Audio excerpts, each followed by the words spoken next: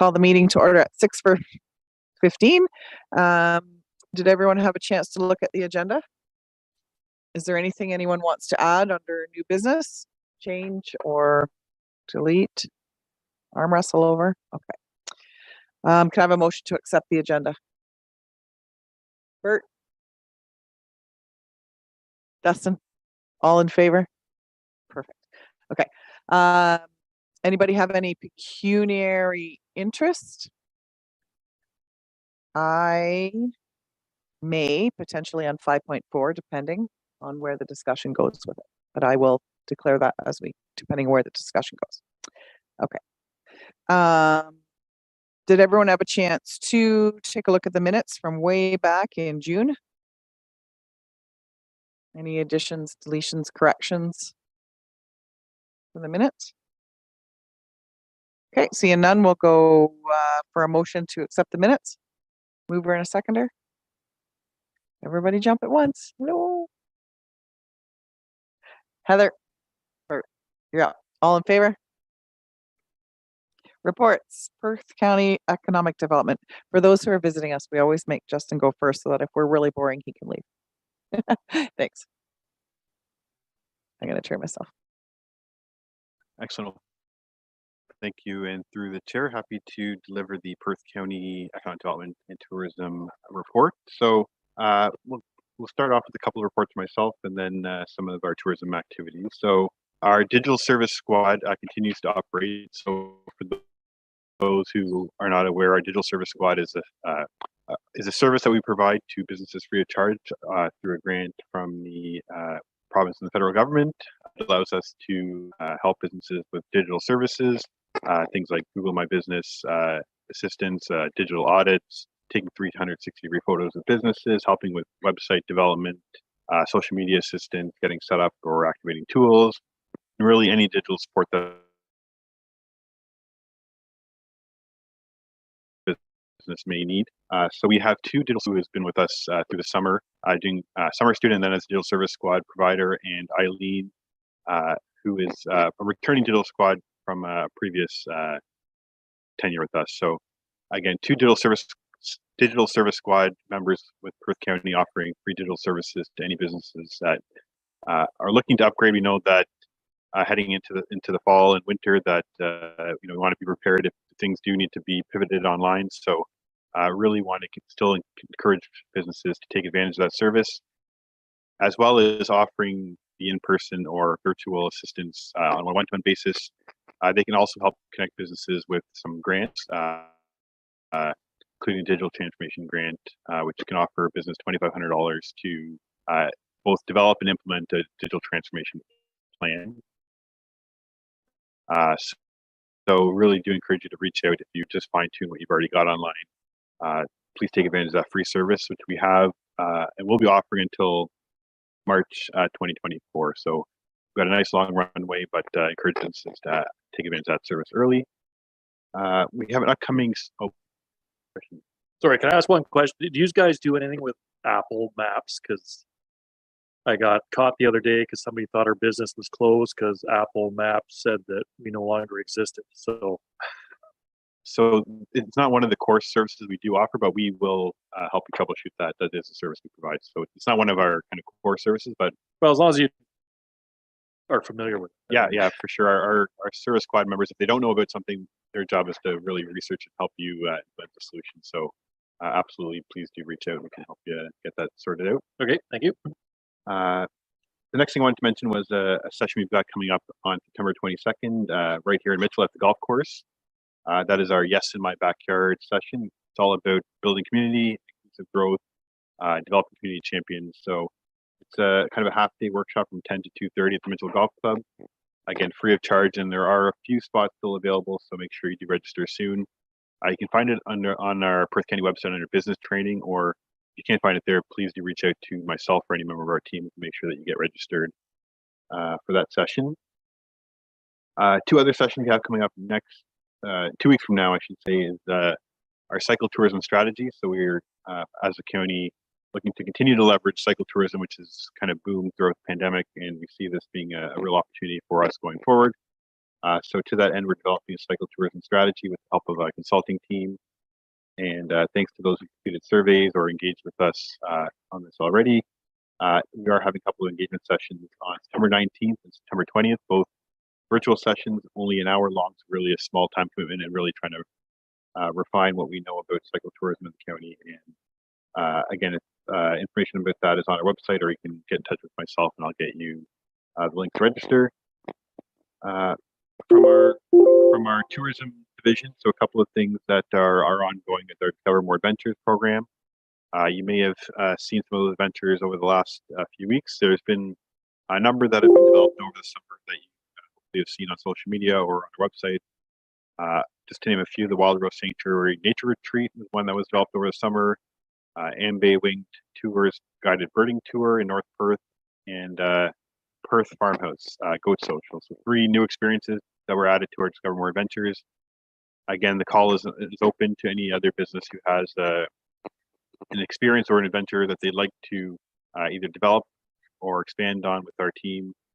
Please do reach out to Ashley Lansing, who's our tourism coordinator, to find out whether you're a good candidate to get that support and really build out that experience.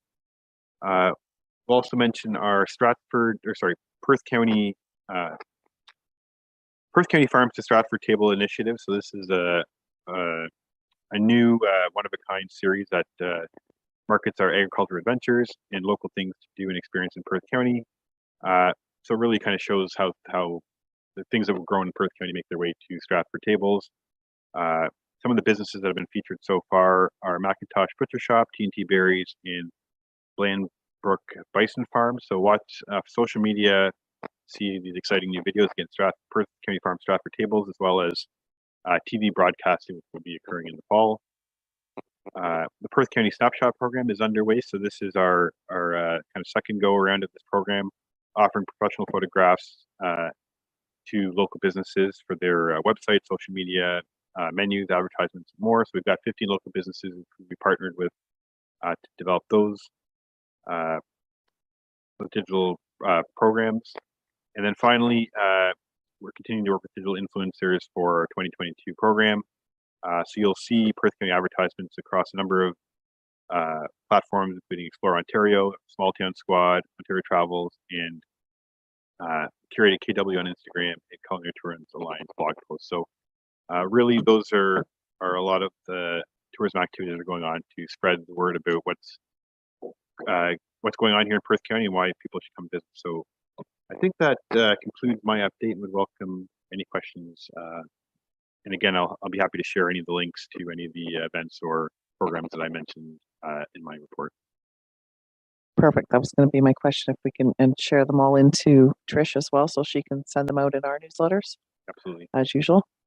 Any questions for Justin? I almost called you Dustin because I was looking at Dustin. For Justin? That's okay. Perfect. Thank you very much. You guys have been busy over the summer. All right. Municipality of West Perth, Jeff Brick. Good evening, everyone, and welcome back from the summer. I have a number of updates. I have to really thank the chair for reminding me about a number of these updates. I didn't have much of an agenda, but she helped me. So I want to first of all mention that the nomination period ended on the 19th of August. We have pretty robust election. We've got a couple of areas where we have acclamations, but a number of races as well, which is good for democracy. And I think we appreciate the interest of the public and wish everyone well, are the candidates. It does, with the number of staff or the number of councillors being not returning and the anticipated turnover because of elections with head-to-head races, we have entered into the period of restricted acts, which is often called lame duck, and I've been a real advocate of trying to get people to call it restricted acts because it's nicer to ducks. In any event, we can still operate and function as a municipality in almost every area except for things that are outside of budget thresholds that are larger than a certain dollar figure. So not a lot really changes for the public. It takes away a little bit of our flexibility in a couple of areas, but we've really planned ahead that we don't have a lot of business that would fall into that category occurring in the restricted acts period. and the minimal powers transferred to the CAO to allow continuity. So we are in that period. I want to give a couple of facilities updates on the new municipal office, which is very top of mind around here. We've been working away at extending our deadline. You may have heard in social media or read in the paper that we suffered supply chain issues like a lot of other construction projects and businesses. And I can report, though, with a lot of excitement that our electrical panel that we've been waiting for almost 16 months arrived today. Shortly after we started to wire in a temporary panel as a backup plan, the new one arrived, which is the way these things work.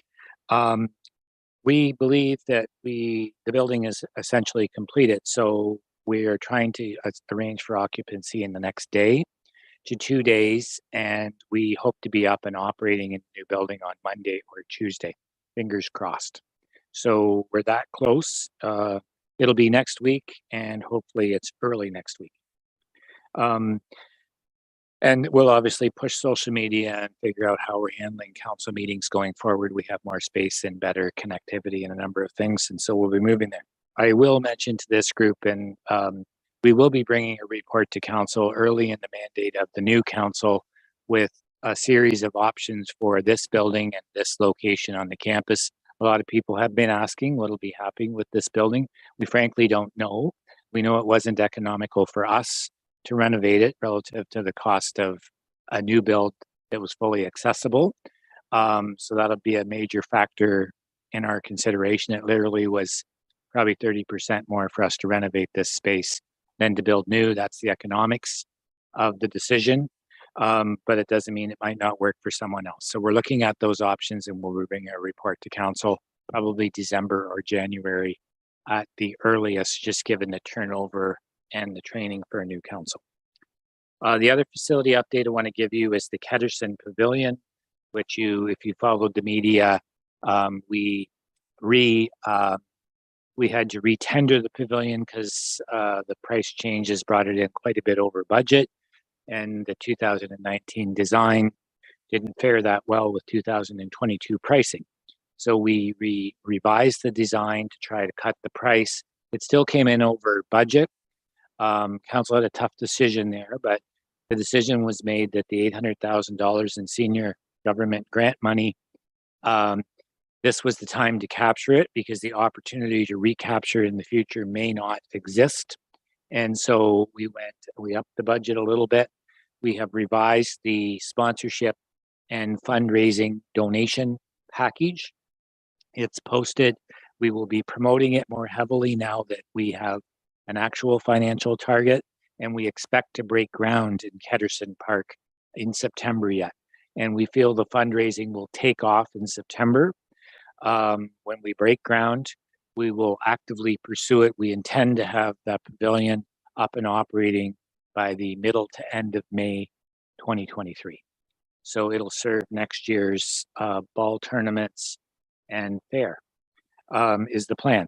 I'm emphasizing the fundraising, donation, and sponsorship package to the business community because there are some really good sponsorship opportunities out there. And of course, there's good donation opportunities, obviously, always.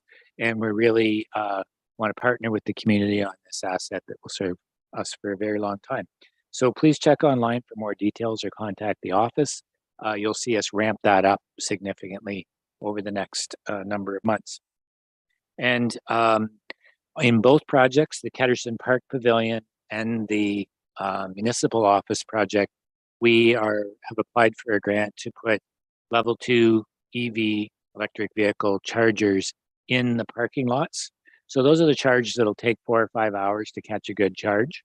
The idea for the arena parking lot over by Ketterson is that someone could be there for a ball tournament or a hockey game, and it does provide enough dwell time to make it viable. And there was a grant opportunity for this through EARTH and a ZVIP program, which is a federal program. We're also putting a few EV chargers over here in the municipal office, both in the front office and the front lot, which is more for the public, and the back lot, which is more for staff. The demand is there based on a staff survey that we've completed, but we also see this fulfilling a demand in the neighborhood for people who perhaps don't have a garage and would like to use an EV charger on the public network using the public app, which it'll just be the public app. There's smart chargers. It'll be same cost per staff as it is for anyone from the public. And since we don't allow parking on the street overnight in the wintertime, the St. David and Ontario Road one isn't suitable for that. So we'll be wanting to have opportunities for them in our municipal lots and encourage that. And that's great for this neighborhood in this part of town. I should mention that we are working through the 5-county group, and I'm not going to name the counties, there's a bunch in this area, on a level 3 charger, no, level 1 charger, which is the fast charger. I can't recall if it's 1 or 3. Might be level 3 is the fast charger, but anyway, I'm just guessing. And that would go downtown, and it would be a charger that would give you a full charge in approximately 30 minutes. We anticipate that grant opportunity and approval won't come until at least 2023 and perhaps into 2024. But this area and Listowel were the 2 areas that we're seeing as needing the fast chargers in the Perth County area to support tourism and business and travel through. So those are some exciting grant opportunities that we want to capture to provide more support for our community. And really, there will be a time where these EV chargers, the fast chargers and the level 2 chargers will become more economical, and it'll turn into more of a business enterprise for the private sector. But like many of these things, a little bit of senior level grant money and support from municipalities to get it going will be how we roll out the program, and that's where we're at. And finally, unless there's any questions, we created a safe trade zone in front of the new municipal office in cooperation with the Ontario Provincial Police. The concept of the safe trade zone is there's 2 parking spaces in the angle parking straight across from the new municipal office, located under a good straight light and with a good camera angle from our security cameras to allow safe transactions to occur. And so transactions that are, coming from Kijiji or any of those other online things like Marketplace, if residents or people that are meeting and want to have a transaction in a fairly safe place or a more safe place, this is a location to consider. Of course, all the other measures to keep your transaction safe need to be considered as well. But this is us doing our part to add that element to it. And there is one in Listowel as well that I'm aware of. So there are a few around, and they're trying to just make our communities more safe.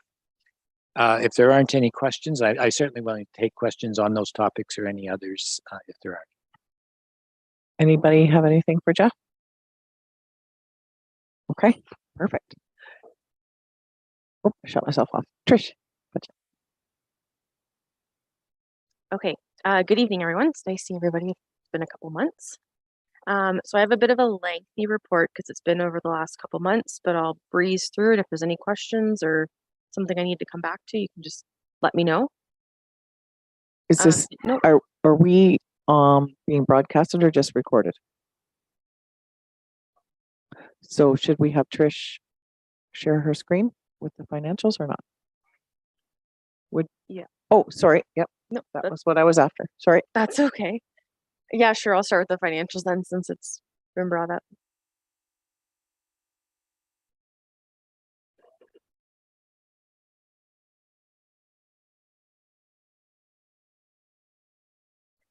So the budget to actual did get put in the agenda package, I think a day later than it was posted.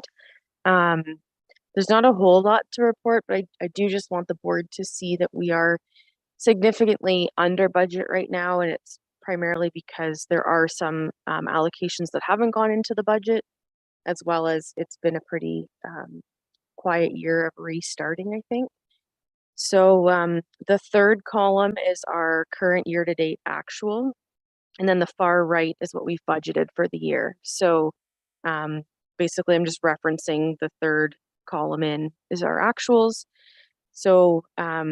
you You'll see our associate member fee has increased quite a bit since last year because we had a ton of new members that have joined within the last year. But with this as well, which I'll report in a little bit, is we still have some members that haven't paid their associate membership, and I want to know how to address that. We briefly discussed it via email, but I'd like to get some steps to move forward. The salaries are still pretty low. I did some work over the summer, but not a ton of work. Basically maintenance of the constant contact database that kind of has been getting messy, in the website, and helping out with music in the park. And so some of that's reflected in there. Our advertising, again, significantly under budget as well. There's going to be a ramp up in the fall and winter here of our upcoming programs. So you'll see that number change pretty drastically, I would say. Membership office supplies, nothing's changed over the last few months. And then the community involvement, we're sitting under $1,000 because again, there hasn't been many events this year so far. So again, that number will increase in the fall and winter as we have other events. So any questions about the budget? It's pretty quiet for right now. I just have one quick question for you, Sure. Trish, if you don't mind. Just ballpark, I know we helped the Heritage Committee a little bit financially how much ballpark, what did we put in for them? Yeah, that's in my report. So Yeah, I oh, would okay, I'll never mind, we'll wait No, for your it's report. okay. I can say Oh. it. It's approximately, with the advertising and my labor. Again, not all the advertising's been expensed yet, but I think you're looking at about $500-600. Yeah. That's really good. That was worth it, and they were very well attended. You're gonna talk about it Yep, anyway. I will. Yep. No, it's okay. If there's no other questions about the budget, then I'll move on to my report. Okay. So I'll maybe just start with music in the park then, since we're sort of on that. So the Heritage and Culture Committee took over Music in the Park event this year. They held 2 events, one on July 10th from 2 to 4 and August 14th, 2 to 4. So they hired Skyline Studios to do the sound. They had approximately, actually it was over 200 spectators at both events. I went around with Murray at the first event. He asked that I be there to do the handoff. We went around and kind of introduced Murray. Some people didn't know him, which I found shocking. But then he went around and he literally talked to every person and was just interactive and tried to promote the Heritage and Culture Committee too, to get them to join the board because it's pretty slim. So he was the only one that attended actually from the committee. So yeah, well over 200 people, which was fantastic. And again, the budget was approximately $500 to $600, which was inclusive of the time that I spent to get the advertising up and going and the phone calls with him and whatnot. So I thought that was pretty decent for time. So back to membership as well. That's something else I wanted to discuss. We had 2 new associate members join since our last meeting, which was Dr. Kara Templeman and Associates and Extreme Clean Limited. I know Extreme Clean has reached out before, but I just think they were waiting to pull the trigger. So they have done that now, just a couple weeks ago. So they will have their invoice. We have 3 outstanding associate memberships that I emailed about back in May or June, and we had conversations by email.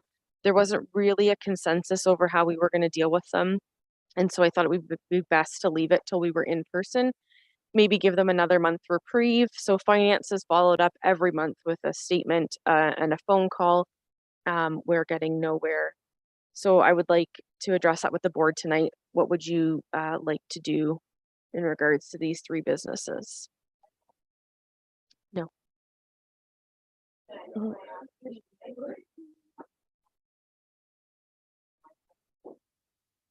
Yes.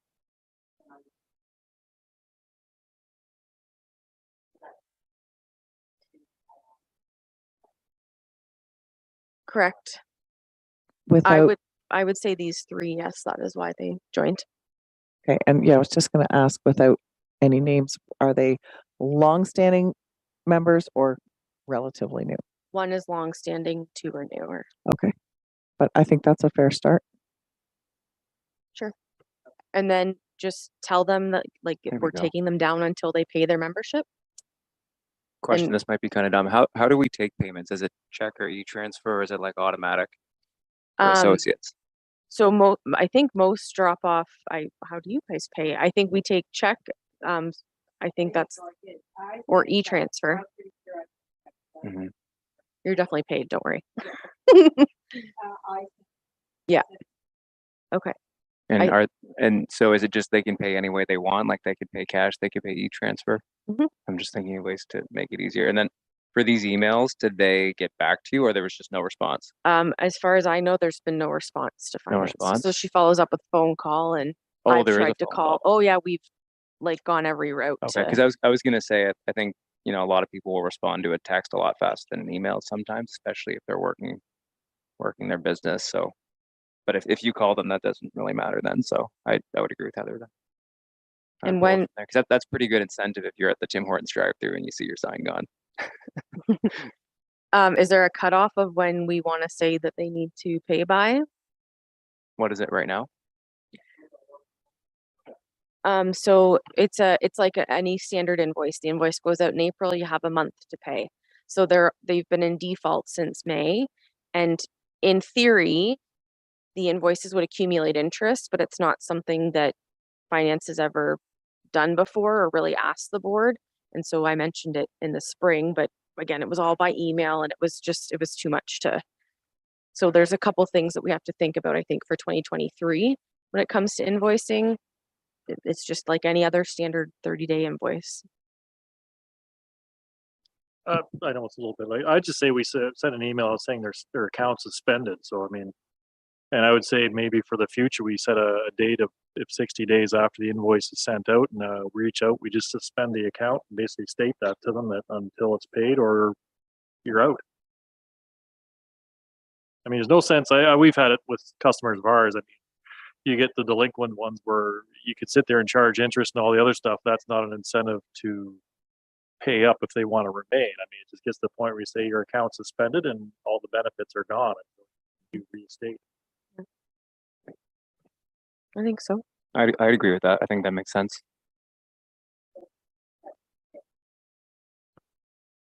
Would you like to get a motion for that? I was just gonna say, if everybody's okay with that plan of attack, I'll get a motion to email our associate members that have an outstanding balance, letting them know that their membership has been suspended, and will we put the removal of the signs in that motion as well? Okay.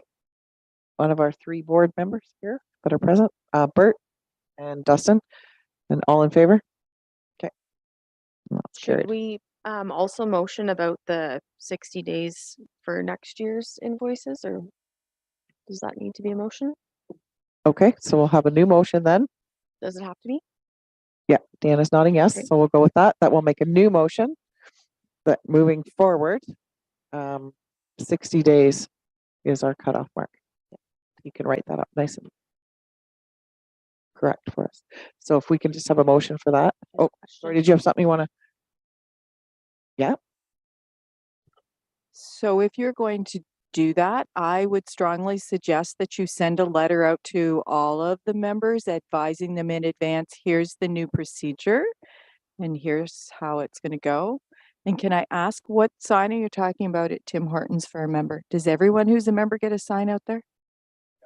So every member is eligible to purchase a sign.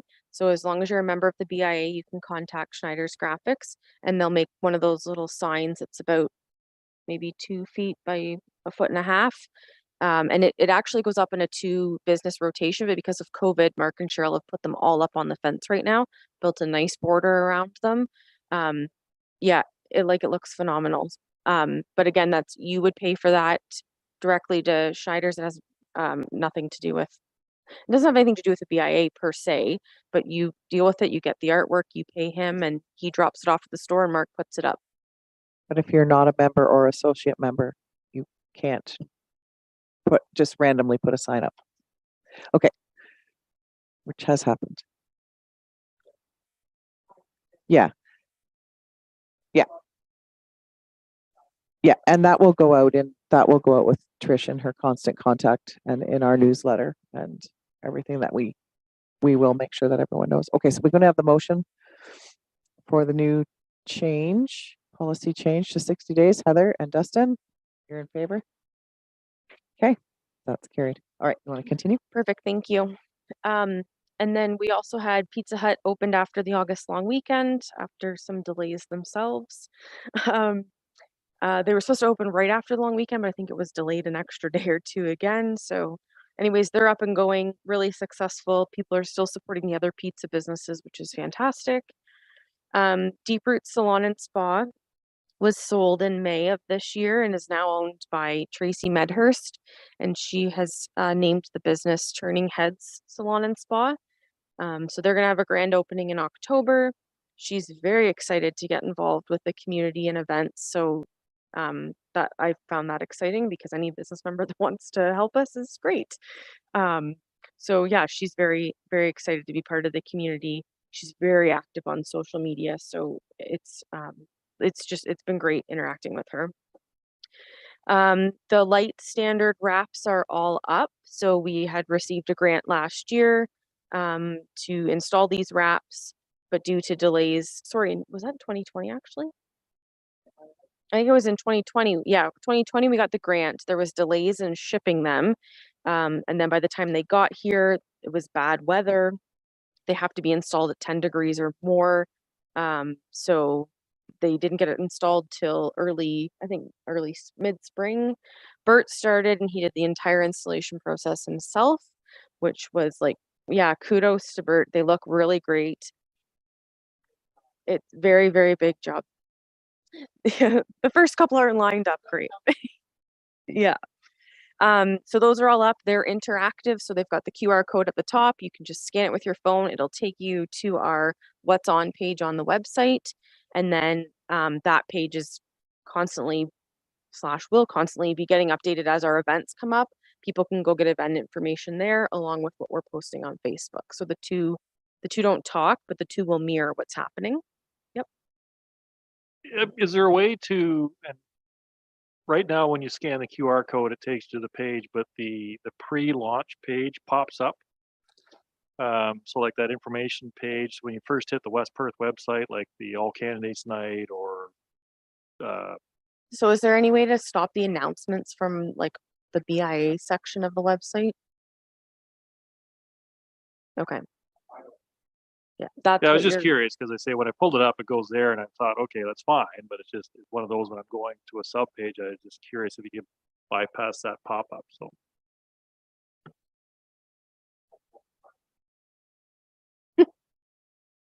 Perfect. Yeah, I've had a question from someone else too. Yep. Going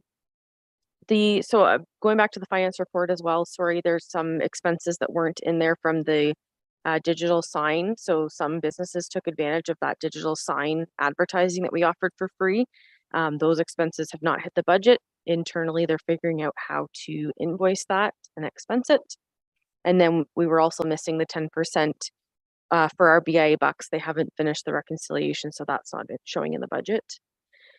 The digital sign free advertising, we only had 4 businesses come forward wanting to take advantage of that. So they sent in their own artwork, and I believe internally it was maybe altered a little bit, but we just are paying the $35, which was to have it up there for a week. So we weren't charged the extra to make those adjustments because they were so minor. So in May, Michelle Trussell Remax did a week of advertising.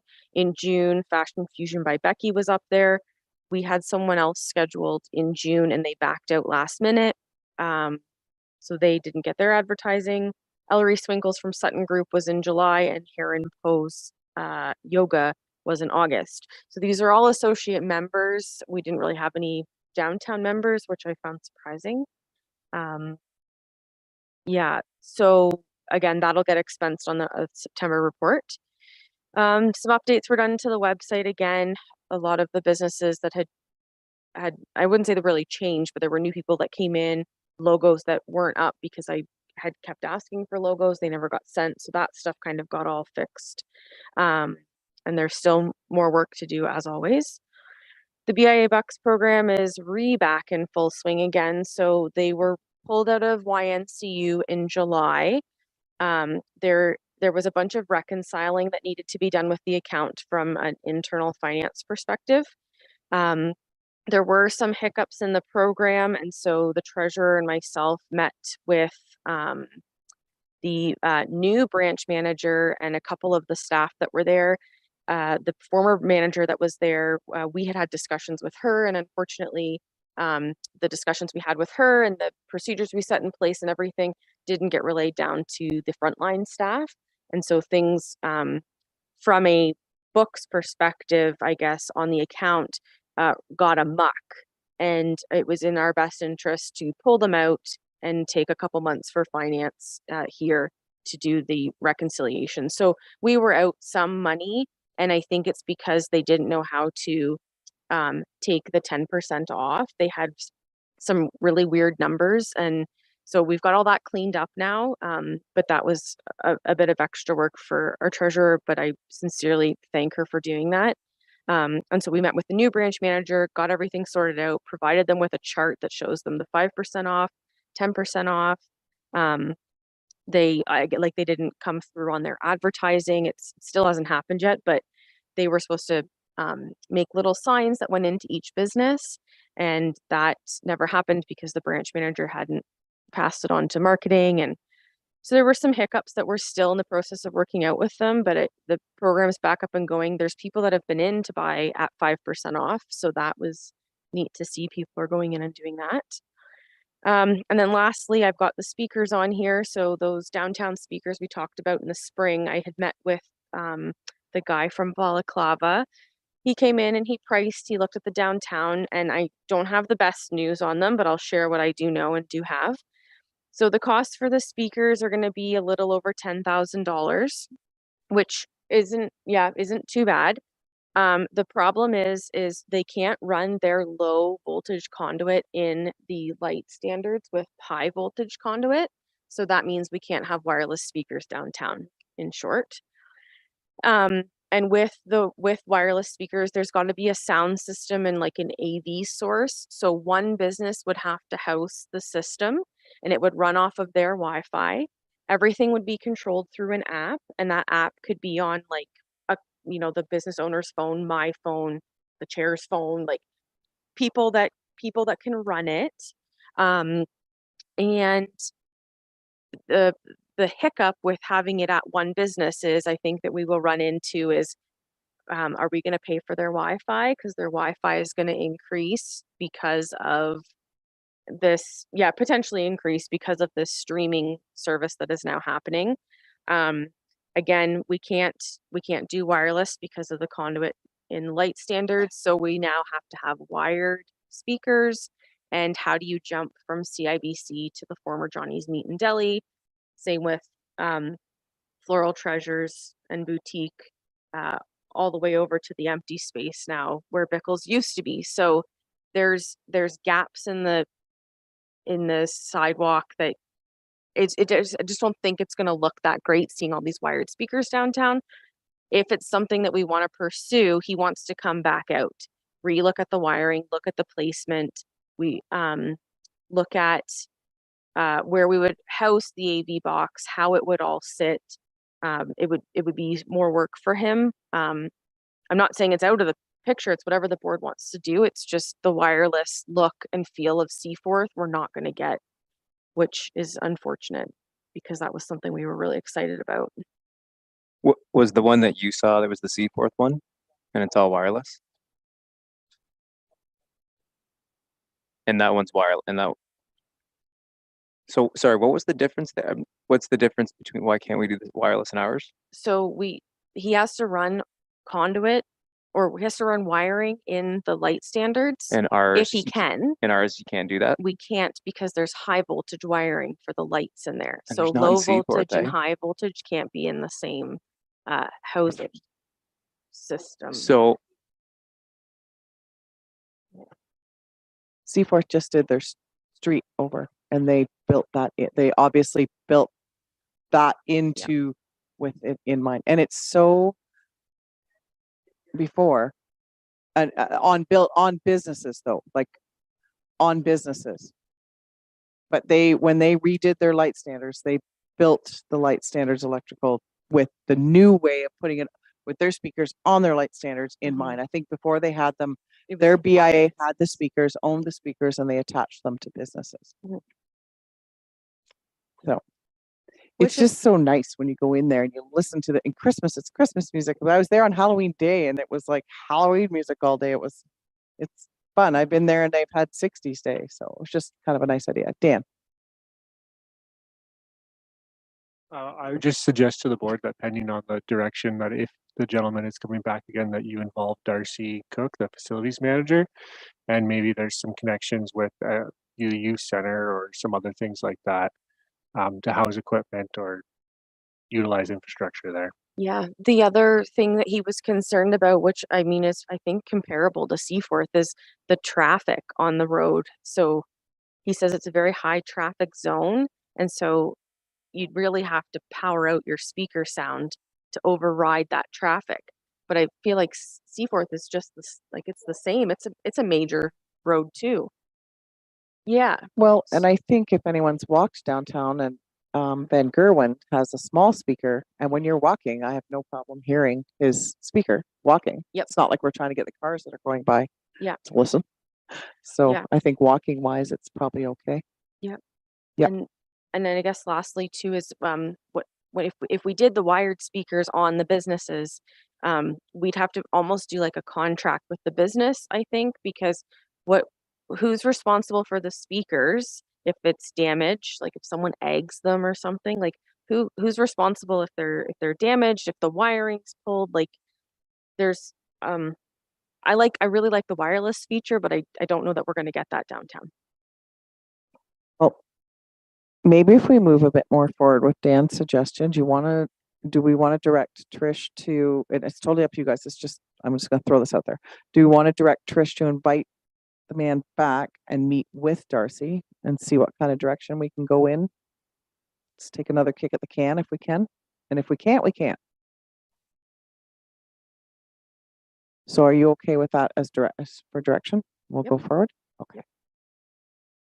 It's getting a little bit ahead, but if it does work out, I think one place, and actually I'm curious, Bert, do you think it would make sense at your place to house it there? Since you're a pretty, you're part of the BIA and you're downtown and you guys would be open consistently, like during the right hours to control that kind of stuff. No, I don't know. You're the business that comes to mind that would make the most sense. I think. What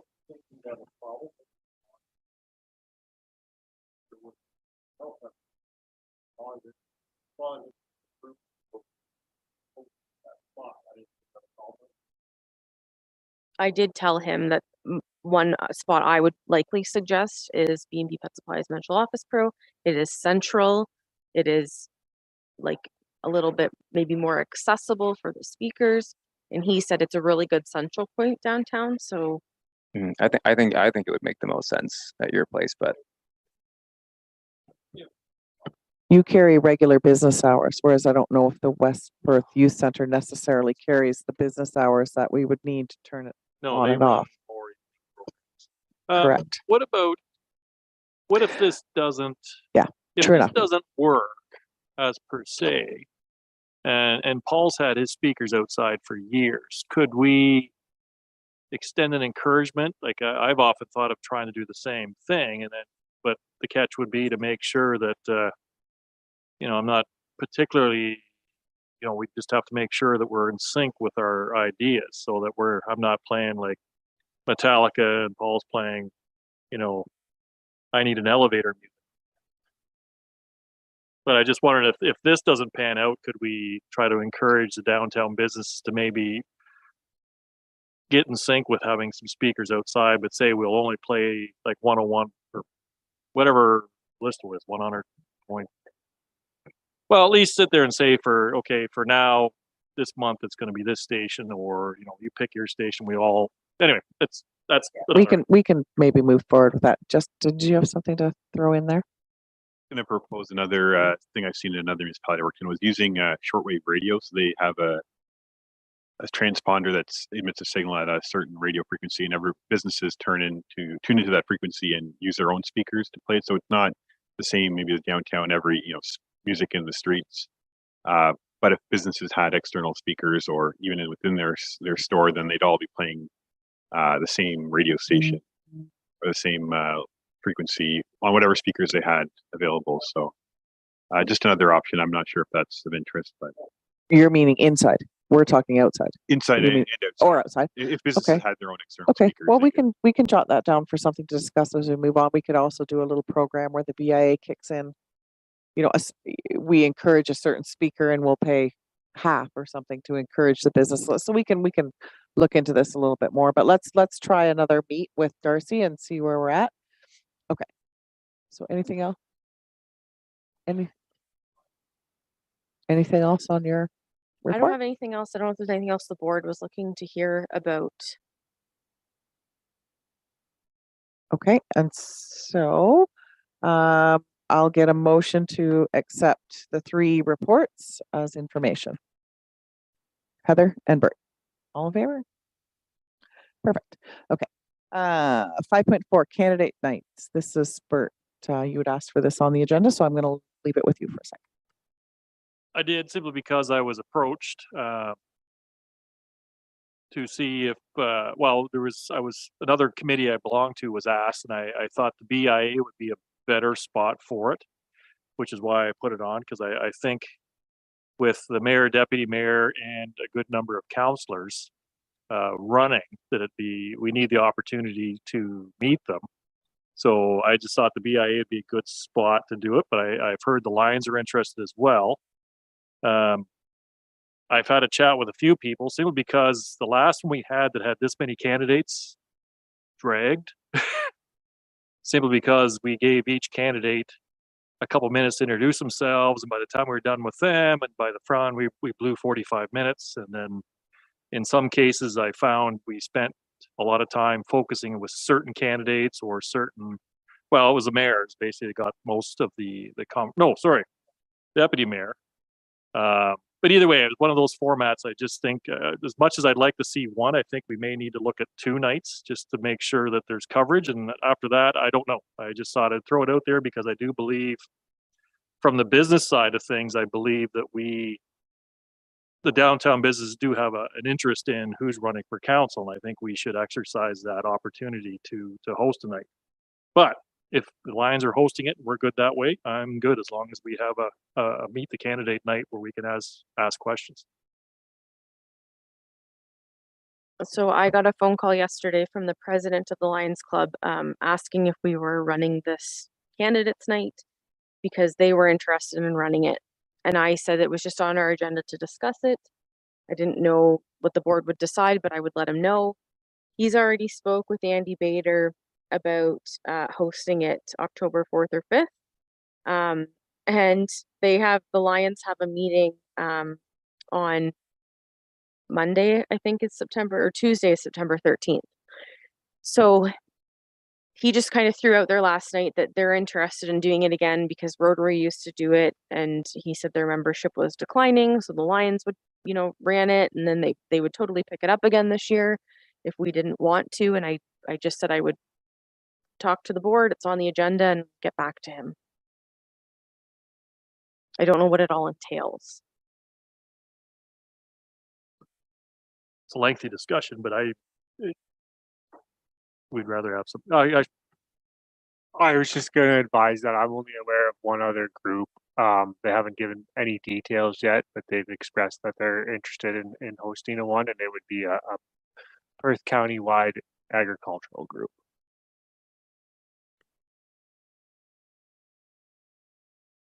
I don't know. I'm good with somebody doing it. I just figured somebody should do it. So I thought as long as if nobody else was, because that's a problem we've had a couple times where groups aren't prepared to host it, and then without an event like that hosting, it doesn't give us a chance to meet them. So I mean, I don't mind if the BIA doesn't do it. As long as we have a couple, as long as there's one out there for either to support or be part of.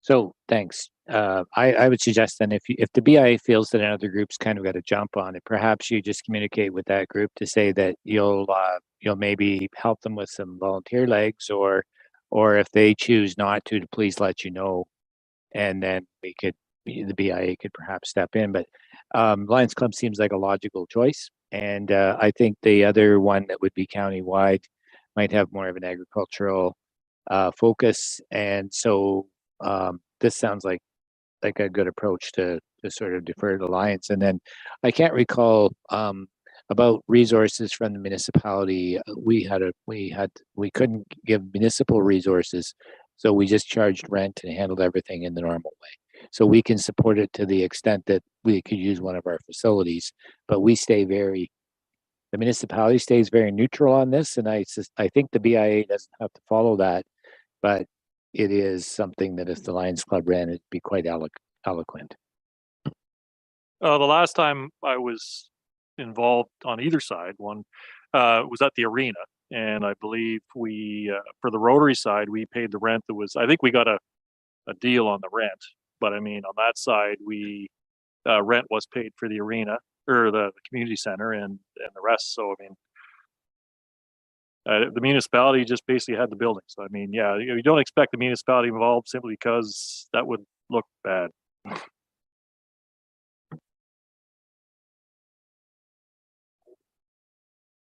Okay, so if everybody's okay with that, we're gonna just let Trish refer back to, is it Bill or Bob? Bob, and to advise us if they're going to go ahead or not. I think it's probably the least conflicted direction for all of us.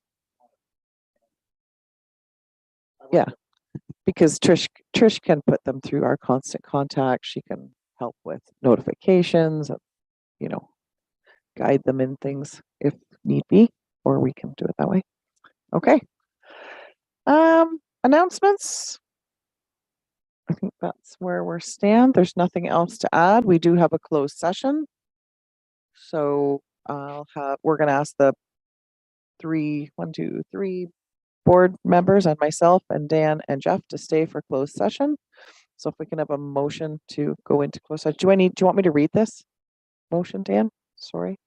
For the purpose of education and training, the members provided they do not materially advance business or decision-making, strategic planning workshop. So I recommendation that the board of the Mitchell Business Improvement Area, sorry, I'm not wearing my glasses, proceeds into a closed session at 7:05 p.m. for the purpose of education or training the members provided they do not materially advance business or decision-making, strategic planning workshop. So can I have a motion? Bert, Dustin, all in favor? Okay, we'll go into closed session. So we'll give us a minute to